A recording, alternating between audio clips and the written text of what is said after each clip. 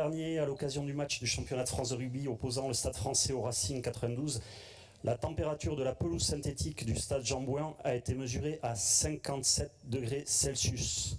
Je dis bien 57 degrés, vous avez bien entendu, alors que la température ambiante était seulement de 25 degrés.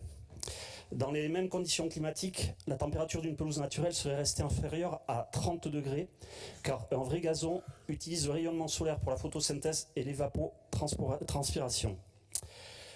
En été, les pelouses synthétiques sont donc de véritables îlots de chaleur. Aussi, pour lutter contre ce problème et préserver la santé des joueurs, nous proposons de favoriser les projets de terrain en gazon naturel lorsque les conditions techniques le permettent, bien sûr, notamment en milieu urbain où un surcroît de chaleur est généralement observé du simple fait de l'activité humaine et de l'artificialisation des sols.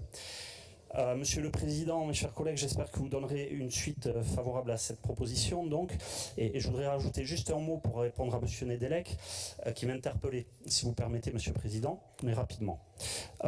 Effectivement, un terrain en gazon naturel utilise des engrais à peu près 2 à 3 fois, une fois tous les 2 ou 3 mois. Alors que pour l'entretien d'un terrain synthétique, il faut utiliser des désinfectants toutes les 2 ou 3 semaines. Donc vous voyez, ça fait quand même une sacrée différence. Et puis après, en période estivale, comme je l'ai dit, la température des pelouses synthétiques monte également beaucoup. Et il faut arroser systématiquement les terrains en grande quantité. Par exemple, lors du match que j'évoquais, à la mi-temps du match, il a fallu arroser massivement la pelouse pour que les joueurs puissent pratiquer leur sport favori.